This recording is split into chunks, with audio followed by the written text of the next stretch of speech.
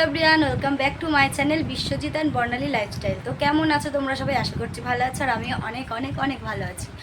তো আজ যেহেতু বৈশাখ মাসের প্রথম দিন, মানে পয়লা বৈশাখ, নববর্ষ, তো সবাইকে জানাই শুভ নববর্ষ আর নববর্ষের অনেক অনেক শুভেচ্ছা। তো চলো, আজ যেহেতু মানে অনেক রকমের নিয়ম পালন করা হয় আর বাড়িতে অনেক রকমের রান্না বান্না করা হয়, তো সারাদিন আমি আজকে কী কী করি সেটাই তোমাদের সাথে শেয়ার করব। তো তোমরা ভিডিওটা স্কিপ না করে অবশ্যই ভিডিওটা দেখো। তো আমি কিন্তু সকাল সকাল স্নান করে নিয়েছি, এখন বাজে 9:30। স্নানটা কিন্তু আমার কমপ্লিট হয়ে গেছে, দেখতে পাচ্ছ তোমরা, চুলটা ভিজে স্নান করে নতুন জামা পরে নিয়েছি। যেহেতু আজকে দিনে সবাই নতুন জামা কাপড় পরে, তো সেরকম আমিও পরে নিয়েছি। তো দেখো, তারপর কিন্তু আমার মেয়ে ঘুম থেকে উঠে পড়েছে, আর এদিকে দেখো ওকে স্নানও আমি করিয়ে নিয়েছি, করিয়ে কিন্তু আজকে ওকেও নতুন জামা কাপড় পরাচ্ছিলাম। তো চলো, এই জামাটা দেখো, এই জামাটা কিন্তু তোমাদেরকে আগে ভিডিওতে আমি দেখিয়েছিলাম, তো এই জামাটাই আজকে ওকে পরিয়ে নিচ্ছিলাম। আর ততক্ষণে কিন্তু আমি ওকে বলছিলাম যে বলো যে শুভ নববর্ষ, কিন্তু ও ওটা ভালো মতো বলতে পারছিল না। তো যাই হোক, এখানে দেখো ওকে নতুন জামা প্যান্ট পরিয়ে দিয়েছি, আর ওর কিন্তু অনেকগুলোই নতুন জামা হয়ে গেছে, প্রায় 3-4টে নতুন জামা ওর হয়ে গেছে। তো তার মধ্যে থেকে এটাই আমি ওকে পরিয়ে নিচ্ছিলাম। তো দেখো জামাটা পরে ওকে কেমন লাগে। তো গাইস, এই যে দেখো, সকাল সকাল আমার মাম্মামও স্নান করে নিয়েছে, আর স্নান করে নতুন জামা প্যান্ট পরে নিয়েছে, দেখতে পাচ্ছি। এই যে দেখো কেমন লাগছে বলো তোমরা, জামাটা একটু বড় হয়েছে। হ্যাঁ,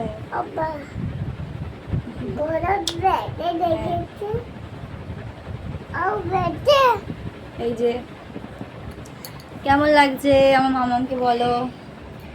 এদিকে রেডি করেছি, সেটাই তোমাদের দেখাবো। চলো মামা,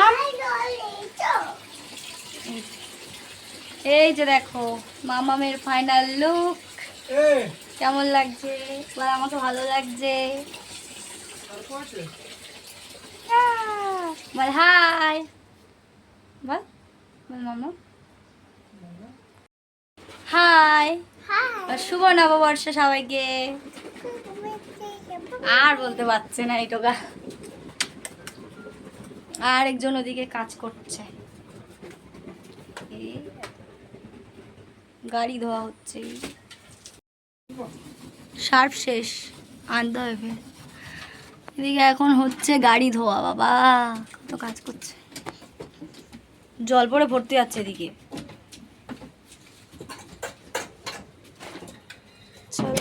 বাইরে বাইরের রোদটা জাস্ট দেখো, প্রচন্ড রোদ, দেখতে পাচ্ছ। মামাম, ও মামাম, মামাম, এই তো এদিকে তাকাও। Tata tata tata. আর আমি বাজারে যাব, তোমরা ভিডিওটা দেখতে থাকো, কি কি করছি আমরা তোমাদের অবশ্যই দেখিয়ে দেবো। তো চলো ভিডিওটা দেখতে থাকো স্কিপ না করে। বাজার নিয়ে ফাইনালি আসলাম বাড়িতে, এতটাই রোদ না বাইরে যে ভিডিও করতে পারিনি, তোমাদেরকে দেখাতে পারিনি। তো চলো, কী কী রান্না করি তোমাদেরকে অবশ্যই বলবো। আর বাড়িতে কেউ নেই, বসে রয়েছি, প্রচণ্ড রোদ।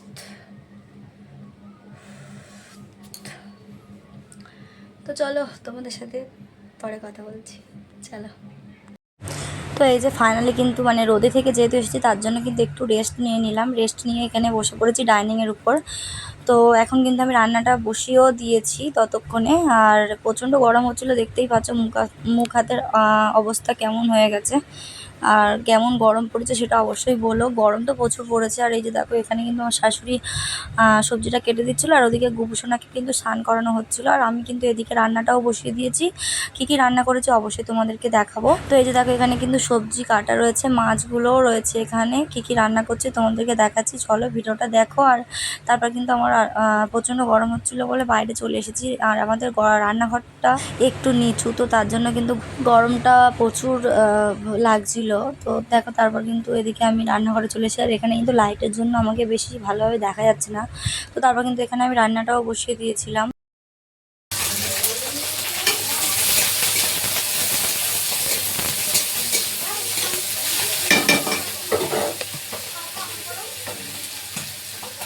তো তো চলো, রান্নাটা তো আমি এখানে বসিয়ে দিয়েছি। এই যে দেখো, দুটো উনুন একবারেই জ্বেলে দিয়েছি, কেননা অনেক টাইম লাগবে, তো যেহেতু অনেক রকমের রান্না তো হবে। তো আমি কিন্তু আজকে বেশি কিছু রান্না করিনি, তো সেটা পরে আমাদের লাস্টে তোমাদেরকে আমি দেখাচ্ছি। এদিকে দেখো, এদিকে কিন্তু তরকারি বসানোর জন্য আমি পেঁয়াজটাকে ভেজে নিচ্ছিলাম, আর এদিকে কিন্তু মৌরলা মাছগুলো ভেজে নিচ্ছিলাম। তো চলো তোমরা ভিডিওটা দেখতে থাকো। এত গরম না গাইস, তোমাদেরকে বলে তোমার প্রত্যেকবারেই বলছি যে গরম, সত্যি খুবই গরম পড়েছে। তোমাদের কেমন গরমে মানে কেমন লাগছে অবশ্যই বলো। তো চলো, রান্না তো করতেই হবে আজকে, যেহেতু নিয়ম অনেক রকমেরই থাকে, তো সেই রকম কিন্তু অনেক রকম নিয়মের জন্য রান্নাগুলো আমি বসিয়ে দিয়েছি। তো এই যে দেখো, এদিকে কিন্তু আমি সজনে ডাঁটা দিয়ে আলুর তরকারিটা বসিয়ে দিয়েছি, আর এদিকে কিন্তু মৌরলা মাছটা আমি টক বানাবো, তার জন্য কিন্তু মৌরলা মাছের জন্য জল বসিয়ে দিয়েছি, মানে টকের যে জলটা হয়। তো চলো, রান্না কমপ্লিট করে তোমাদের সাথে কথা বল। এই যে দেখো, ফাইনালি কিন্তু আমার রান্নাটা কমপ্লিট, আর আমি মানে ঘরে চলে এসেছি। চলো তোমাদেরকে দেখাই কী কী রান্না করলাম আজকে। আর তোমরা যারা যারা ইউটিউবে ভিডিওটা দেখছো তাদেরকেই বলছি, তো তোমরা তোমাদের বাড়িতে কী কী রান্না করেছো অবশ্যই আমাকে কমেন্টে বলো, কেননা আজকের দিনে না সবাইকে না বললে ঠিক ভালো হয় না। এটা আমরা করতাম ছোটোবেলা থেকেই। তো চলো আমিও তোমাদেরকে দেখিয়ে নিই। এই যে দেখো, এখানে কিন্তু রান্নাবাড়া সেরে আমি কিন্তু সব মুছে রেডি করে রেখে দিয়ে গেছি। তো এদিকে দেখো, তোমাদেরকে দেখাই। এটা ছিল কিন্তু তোমার ভাজা, মানে 3 রকমের ভাজা। এখানে উচ্ছে আলু ভাজা, নিম পাতা দিয়ে আলু ভাজা অ্যান্ড ঢ্যাঁড়স ভাজা। আর এটা দেখো, এটা কিন্তু ছিল সজনে ডাঁটা দিয়ে মাছের ঝোল, কেননা আজকের দিনে ডাঁটা না খেলে ঠিক ভালো লাগে না। আর এটা ছিল কিন্তু মৌরলা মাছের টক। তোমাদেরকে তো আগেই দেখালাম যে মৌরলা মাছটা আমি ভাজতে বসেছি। আর এদিকে দেখো, এটা ছিল কিন্তু আমের ডাল। আজকের দিনে আমের ডালও না খেলে কিন্তু ঠিক চলে না। আর এদিকে ছিল কিন্তু চাটনি। তো এই যে দেখো, এখানে কিন্তু খাওয়ার জন্য আমি রেডি করে ফেলেছি। এই যে দেখো কী কী রান্না করেছি, আর কত সুন্দর করে থালাটাকে সাজিয়েছি, জাস্ট দেখো। তো সবাই মিলে খেতে বসবো এবার। সত্যি কথা বলতে, খাওয়ার থেকে থালাগুলো দেখেই যেন আমার খুব ভালো লাগছিলো, এত সুন্দর করে সাজানো রয়েছে। তো তোমাদের কেমন লাগলো অবশ্যই বলো। তো চলো, ভিডিওটা আজকের মতো এই পর্যন্ত। ভিডিওটা কেমন লাগলো তোমাদের অবশ্যই বলো।